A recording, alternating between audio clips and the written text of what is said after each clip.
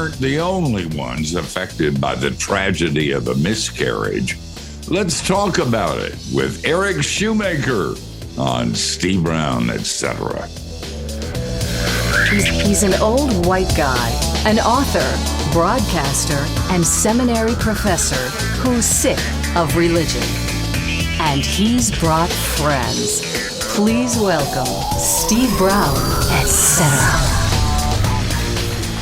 Hey, we're glad you're here. You do have a seat at our table, and we're glad you occupy it regularly. In case you're wondering, I'm Steve, the aforementioned old white guy. Matthew Porter is here. He's our executive producer. Matthew, did you say you took your wife clubbing last weekend? Yeah, well, with Sam's Club, but it still counts.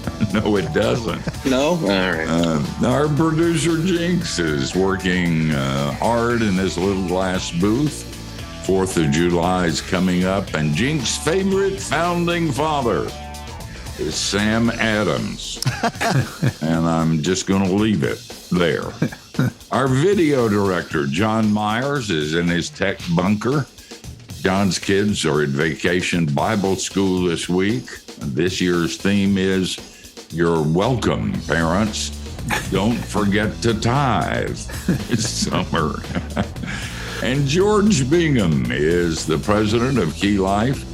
George isn't a pastor, but he does enjoy golf and taking Mondays off. And Kathy Wyatt is the soft, feminine side of the program. Last time Kathy traveled, he brought back chocolate pretzels for us. Kathy, are you doing any more traveling anytime soon? No, I'm done. I'm absolutely done. In fact, I said to my brother after the second trip to Pennsylvania in 2 weeks, I said, "You don't have any more grandchildren that I don't know about, do you? Because I'm done. I am not coming back here again." So, how many graduations have you gone to? Just 2, but they were, never mind. It was way too complicated. More importantly, where's the pretzels? Gone. Gone. I see how you Quickly. are. I see how you are. Our guest during this program is one of our favorite guys. He's a Baptist, but I forgive him for that. They grow like weeds everywhere, and you can't get rid of them. So you just have to deal with it.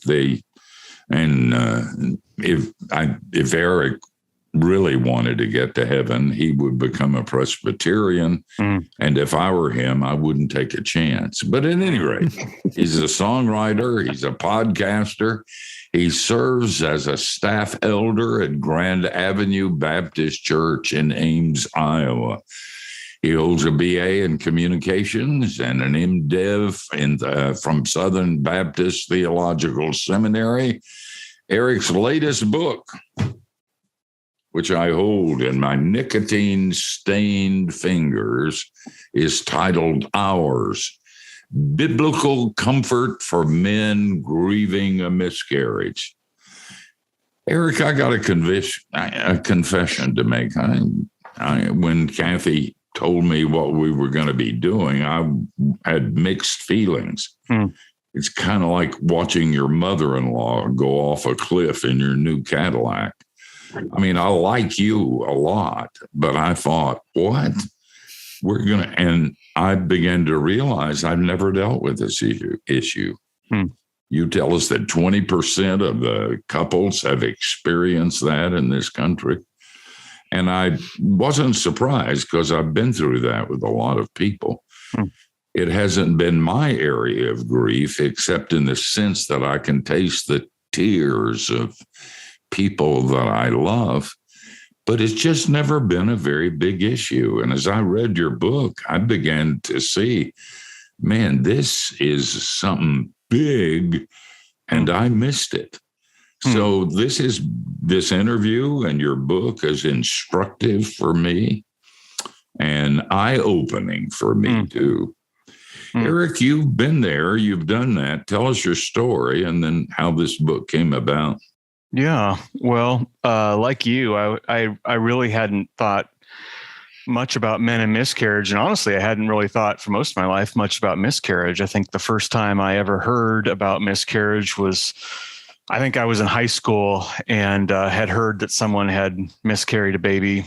And I can't remember ever hearing it come up in conversation again until Jenny and I were married and we were in seminary, and couples our age were starting to get pregnant, and we heard about more and more people having miscarriages. And I think the first time I ever heard about how it affected men was Russell Moore was a theology professor of mine, and they were in the first stages of adopting their boys from Russia. And he would share in class about how their miscarriages, they'd had multiple miscarriages, had affected him. And first time I ever even thought about it affecting fathers. And it makes total sense. It takes a mom and a dad, a man and a woman to make a baby. And most women I know in most situations, assuming it's a healthy situation, want the dad to be involved and interested in the pregnancy and labor and delivery and, raising the child. We should expect, and I think we should want men to be interested when that baby is lost in the womb, and we should expect him to grieve because, he's not, the mother goes through a miscarriage, obviously in physical ways that a father could never do. Her body has changed and become pregnant, and in the miscarriage, it goes through the whole process of miscarrying the baby and is going through the process of returning to not being pregnant. A guy doesn't feel those things. He doesn't experience those things, but he has hopes and dreams about having a baby, playing football in the backyard or playing dolls with his daughter or whatever it is. And he's looking forward to that. And this is a real loss. And so my wife and I had 3 children without ever experiencing this. And then we had a very early miscarriage that Jenny suspected she might be pregnant, took a pregnancy test. It was positive, and the next day there was some blood, and we might not have noticed if she hadn't taken the test, but went into the doctor's office and confirmed. And then we had our daughter, number 4. And then we had 2 miscarriages in a row that were fairly late. And one of those, it was an odd set of circumstances that the third miscarriage, the second of the 2 in a row, was we were in the hospital because it was late enough that she was induced and delivered very, very small baby. But it was over the period of the due date for the previous miscarriage. And so that was a real odd juxtaposition of feelings. The week we expected to be in the hospital, delivering a baby and going home with a baby, we're in the hospital that week, and it's delivering a very, very small child that we could hold in the palm of our hands. And then, I'm wheeling her out of the hospital in a wheelchair. Instead of carrying our newborn, she's carrying a plant and a sympathy card. And that whole experience of being in the hospital for a miscarriage was, and we can talk about that later. But that was just, they weren't prepared. In some ways, they were prepared. They had put a little rose on the hospital room door so that, it'd be a signal of what was going on in the room. And they had us in a different wing, so we weren't around the other couples. But you still heard the chime go off every time a live baby was born. And you call down to the nurse's station, and it wasn't marked there. They didn't understand what you were talking about. You had to relive it each time and tell them what was happening in your room. And so that happened. And then in the Lord's kindness, we had number 5, our youngest boy, who is just a happy baby. Well, he's not a baby anymore. He's 10 years old. But he, in God's timing, happened to be delivered that same week. And so what would have been the pain of the 1-year anniversary was a great time of joy having him. And then a few years later, we thought we were done and had a surprise pregnancy. And so that was a surprise for us. We had to go through the whole like, okay, we're having another baby. We're several years older. We don't think we can do this again. And then about the time that we had come around to, okay, we're ready for this. We're happy God's given this. We're going to do it. God will provide. Then we realized she was having a miscarriage. And so each of them was really unique and gave us different insight into what people experience at various stages of pregnancy and various situations and families. We're about finished with this segment, but I'll be interested on the other side of the break about whether or not you shared your feelings publicly, and if you did, the kinds of reactions that you got when you did that. I suspect but we'll find out when we talk to you then. But I suspect you discovered things you didn't know about the people in your congregation. Yep. We're talking with Eric Schumacher, and his book is Ours, Biblical Comfort for Men Grieving Miscarriage. That may not be something you think about very often, but I've had an education over the last few hours, and Eric is in the process, if you're a guy, of giving you one too. So don't you dare leave. You need this.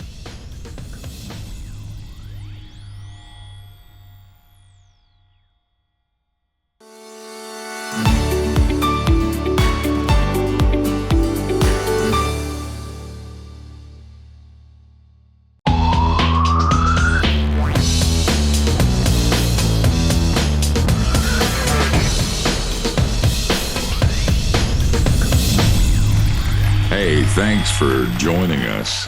We're talking to author Eric Schumacher. Eric's new book is called Ours, Biblical Comfort for Men Grieving Miscarriage. Sometimes we wish we could keep the cameras and the microphones on during the breaks, because we were talking about a guy in England who went to give blood. He was 60 something. 60 something, yeah. And they refused to take his blood because he refused to tell them that he was pregnant.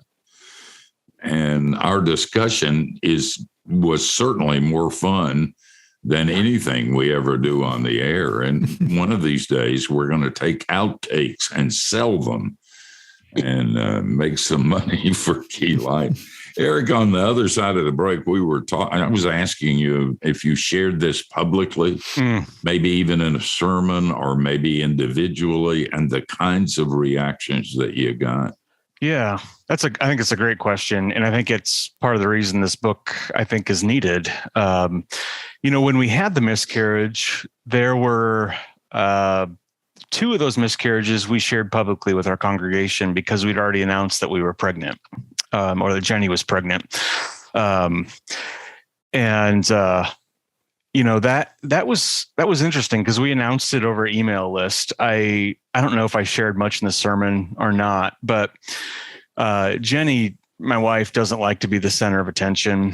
She's not comfortable having all the eyes on her. And so she said her biggest fear in going back to church the first Sunday after, we learned about miscarriage was that no one would talk to her about it and that everyone would talk to her about it. Yeah. She wanted someone to notice her grieving, but she didn't want to have to stand in the center of a circle of people and talk about it and cry. And so I didn't really know what to expect. And, after I think that hospital stay that I mentioned, I remember one man coming up and giving me a hug as we walked in, and I could be forgetting people. From what I remember, most of the time, the men who would talk to me about it would be asking me how Jenny's doing. It was, or what they could do to help out with the kids or something like that. But rarely, I can't remember many men asking me like, "How are you doing in your heart? Like, what are you going through right now?" And so then it was, a few years ago when I got here to our present church, Emily Jensen of, Risen Motherhood. She asked me if I would write an article for the Risen Motherhood blog on helping mothers understand what their husbands are going through when they face miscarriage. Because that was a question they've been getting, like, how do I help my husband through this? There's nothing out there for men. And so I wrote an article called Dad's Hurt Too, and chronicled our miscarriage journey, went through some of the feelings and that was the first time I really sat down and processed what I felt. And I addressed the shame I felt, the anger I felt.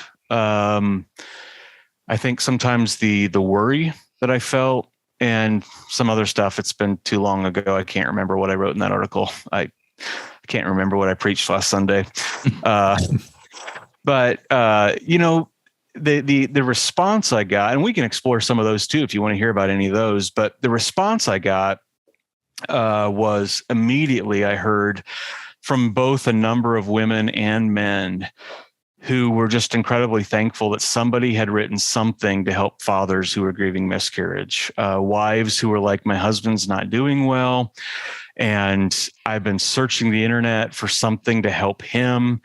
And, thank you so much. This is desperately needed. And then men who would contact me and say, I've shared with my small group. I've gone in to talk to my pastor about it, and they just don't know what to do with me.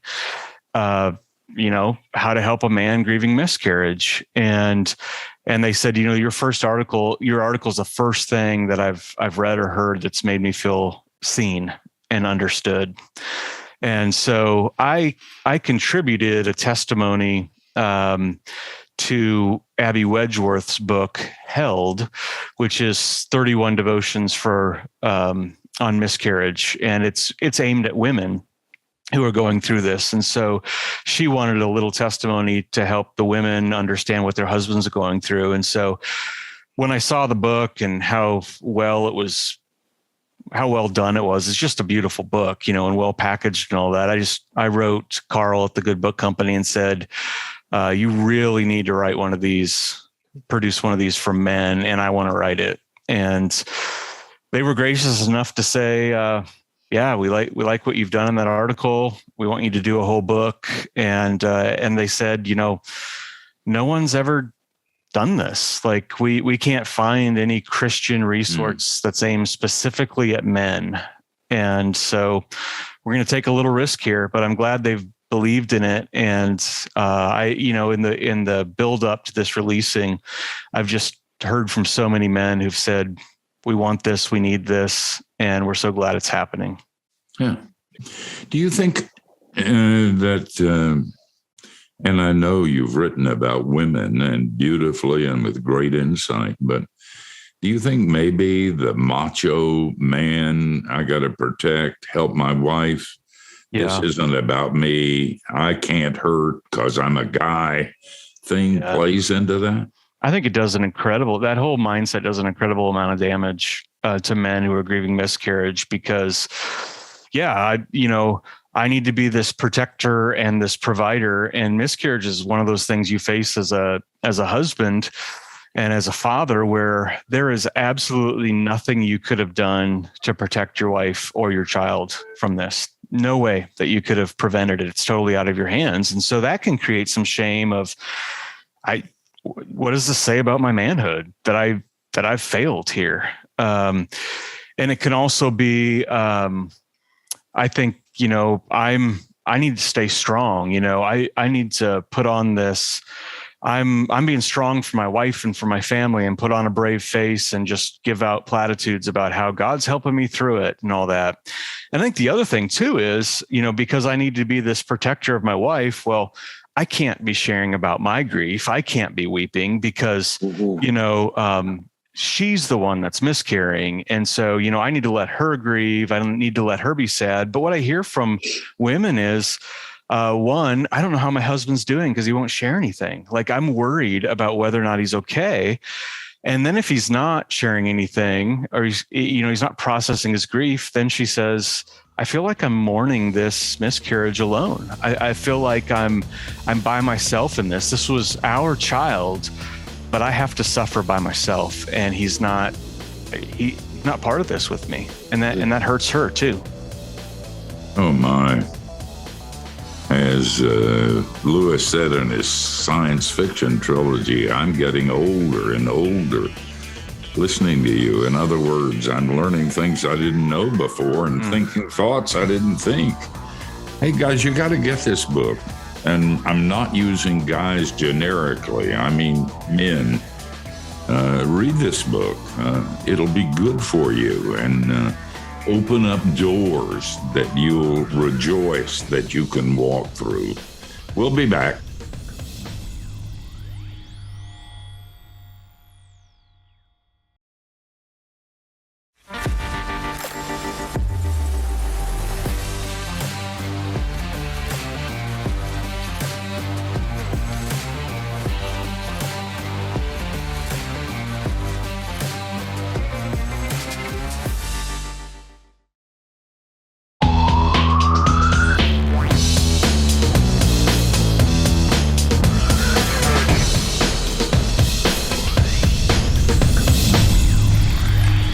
Hey, thanks for joining us. We're hanging out with podcaster, songwriter, and author, and one of our favorite people, Eric Schumacher.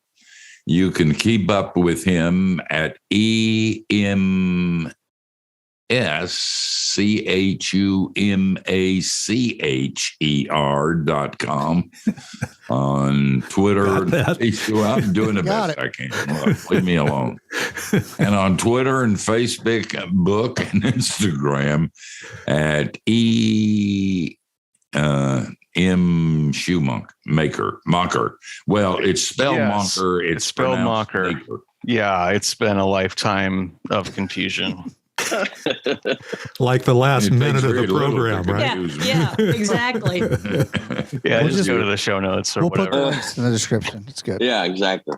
Yeah. Eric, really love the book. I'm one of the folks you wrote the book for. It took me and the missus, several years of trying to get pregnant unexpectedly. Did not think it would, take that long, but nobody does expect that. And then we lost very early on. And that kind of surprise at a guy's sense of loss. Even one night I was just talking to the wife, and I was just, a mess. I was undone. And she was kind of surprised. I don't know, surprised that I was feeling that, or surprised that maybe I hadn't shown that before. Mm-hmm. But it's interesting because if a guy was up for some sort of promotion and it passed him by, you could understand that, or some other great thing. And you're like, no, I get that. You're like, well, this was going to be your son or your daughter, and now it's not going to happen. Like, it doesn't take a big mental leap for me, at least, to understand that's an irrevocable loss, that, you had your heart set on something as a given and you're looking forward to it, and it's gone forever, even if it was just this tiny little soul. So I love that you wrote the book. You wrote something really profound in there, a lot of things, but that when you're reeling from that, you've got a lot of big questions, and sometimes you could, in the fog of that, start to get some not theologically correct ideas. I wonder if you could speak a little bit about that. People thinking, well, is this God punishing us for something? Is talk a little bit about that. Some of the kind of the false ideas that can kind of swirl around in this moment. Yeah. I think that's great. I'm glad that you brought it up, and I'm sorry that, Matthew, that you and your wife went through that experience. Thank you. It's hard, and thanks for sharing that here. Sometimes people can think that, when you read that children are a blessing from the Lord, which is absolutely true. And the Lord's taken away a blessing, or he's never allowed you to get pregnant, and to have this blessing. And so your mind can automatically go, well, if we're not blessed, we must be cursed. And that's a good question to be asking. And it's especially as you move through the Old Testament, And that some of the curses that were put on nations and were put on Israel were your women will miscarry, or I'll give you barrenness. And, that's part of God's covenant with them. We're not under that covenant anymore. But that doesn't mean that every individual miscarriage, even in that time, was a covenant curse. It's part of living in a world that's cursed, because of the fall, because of sin, we live in a world that's broken. That's why we all die, and death can happen at any time, any age, even in the womb. And so, this, but for your listeners, the format of the book is I've broken up the Gospel of Luke into the 31 chunks. And so, a guy will read a short devotion out of a portion of Luke. And I wanted men who would be willing to sit down and read a book just to come face to face with Jesus and walk through this with him, because he gets suffering, and he does suffer. And so he's the perfect companion. His story is more important than mine. And I love how Luke opens, with Zechariah and Elizabeth, and it opens with barrenness. They are a barren couple. And Luke says that they are a righteous couple. They were righteous. And so right off the bat, you get to see that infertility is not a curse. Infertility, you can be infertile and be a couple that God smiles on and is called righteous in Scripture. And so, and then also, as Elizabeth gets pregnant and then Mary gets pregnant, you see God's concern about children in the womb. It's something that he is very interested in. Not to mention the fact that the second person of the Trinity became a child in the womb. And so, it's those are the kind of false ideas we can sometimes get into our head. Good stuff. We're talking, the name of the book, by the way, this would be a good book for men's small groups. And because it's a great Bible study, it'd be good for a lot of different situations. It's called Ours, Biblical Comfort for Men Grieving Miscarriage. Eric Schumacher is the author. And this hour, and we're going to continue it on the other side of the break, has been a revelation to me, and a good one. So there'll be more. Don't go anywhere.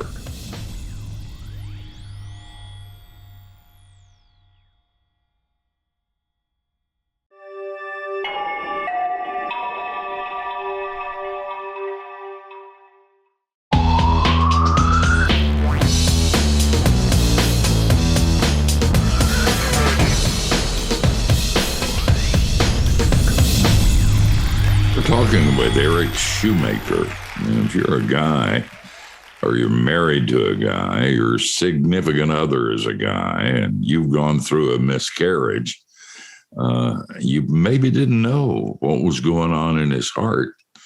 And we're checking hearts on this particular broadcast. Eric, the fact that we've already sort of alluded to the fact that nobody's written a book on this before. And so the question sort of comes to mind, well, why not? But I think that, and I could be totally wrong, but I think it sort of is obvious that the whole process of thinking about men, I mean, everybody knows it takes two people as far as making a baby is concerned. But for years and years and years, I mean, men were just relegated to, back in my day when people that I went to school with, college with and everything were getting married and having babies, et cetera, men didn't go to doctor's appointments. They weren't allowed in the delivery room. I mean, they weren't allowed to do anything. It's like, come pick me up, honey, after this is over. I'll call you when we can come home kind of thing. Because they weren't, I remember the pastor of my home church, his third child was born on Christmas Day, which happened to be a Sunday. He took her to the hospital, went back and preached 2 services at the church, and then went back later on in the day, to say hi to her. I mean, not because he was a bad dad or anything like that, but that he just wasn't allowed to do that. So as times have changed over the last, however many years, and men are more involved, I think it's obvious that people are beginning to realize that there's a sensitivity there that I think maybe men were not even ever allowed to understand or articulate. Good point. I mean, is that part of the reason why this is becoming more prevalent in terms of thinking? Yeah, I think so, and I think it's a good change that men are able to be more involved in the pregnancy and go to appointments, see the baby on the ultrasound, be in there for labor and delivery, and you get to meet your baby and hold your baby right afterwards, as opposed to seeing your baby for the first time through a glass window in the nursery. And I think it's a real good change, but it also, I think it makes them more acquainted and familiar with the grief that comes with a miscarriage. Exactly. I think it's probably the reason I'm so calloused. I fainted when our babies were born. They spent more medical attention on me than they did on my wife. George? Big baby. Yeah, the big baby. Yeah. Did more smoking at that point. Eric, you mentioned, and I don't know whether it ends up being another sort of dimension to the experience sometimes, or for some people. You mentioned at one point that in one of the miscarriages, it became kind of an emergency medical situation for your wife. And with my wife, we experienced, a early miscarriage, and then 2 that were ectopic, which are very early, but again, end up almost like emergency situations. Yeah. And it seems like that can kind of add a little dimension of fear associated with grief and so forth. What thoughts would you offer in that kind of context, in your experience with that? Yeah, I think fathers are often overlooked in the emergency context. I think that's a great question, and I would especially say if you're someone listening who's in the medical realm, a nurse, a doctor, someone who assists in the labor and delivery realm or in an emergency room. That's something to pay attention to, because we had gone in because my wife didn't want to have the D&C performed, and so she was able to labor and deliver. But what ended up happening was that after the baby delivered, then she was losing blood and needed to go in and have a procedure done anyway, and so. They just whisked her out of the room. They said, we have to take her into emergency surgery. And then I was just sitting in the room all by myself, and, no one really coming to update me. I was sitting there by myself, and that was a little scary time, wondering, I lost my baby. I don't really know what's going on with my wife right now. And I felt like, the place where we were at, I mentioned they put us in a different wing and all that, but there was an incident I talk about in the book where in that particular place, for the fathers to get meals, they weren't catered to the room. You had to go down to a little cafeteria and get your meal.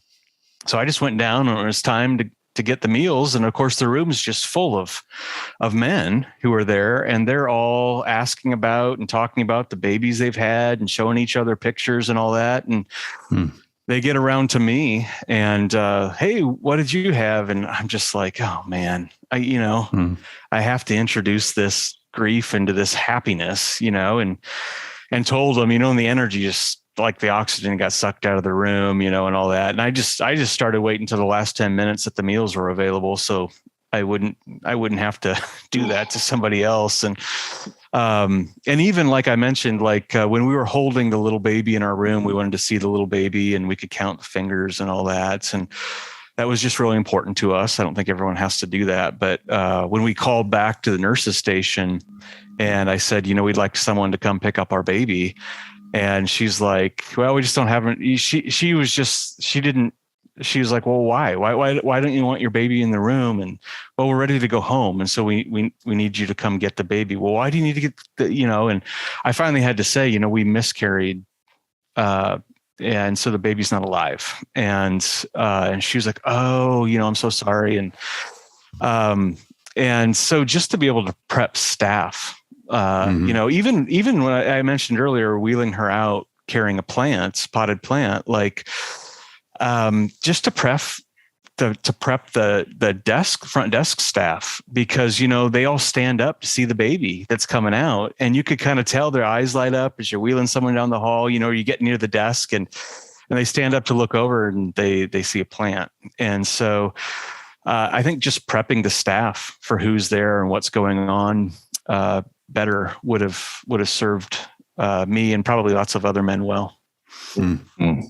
Eric, this has been a great hour of learning and sensitivity, being aware.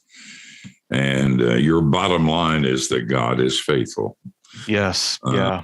And you don't have to be bitter or angry. He'll be there. Yeah. Guy that was going through dementia, God said to him, when you go into the mist, I'll go with you. Yeah. And he does. Eric, we love you, man. And we love your books. Keep writing, and we'll talk to you even if you don't, but it's nice to have a book. Yeah, well, we'll try. Thanks for having me on. It's been a pleasure. It's been fun. Thanks. Guys, we're going to back out for a little bit, and then we're going to come back and tell you who we're going to do it unto next week.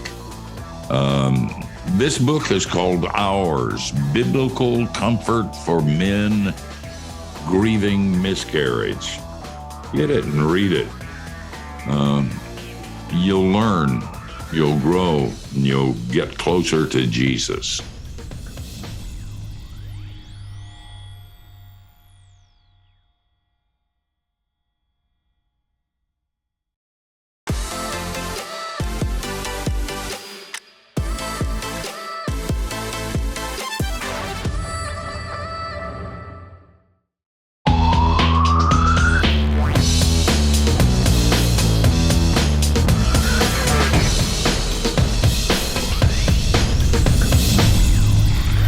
Hey, thanks for spending this hour with us.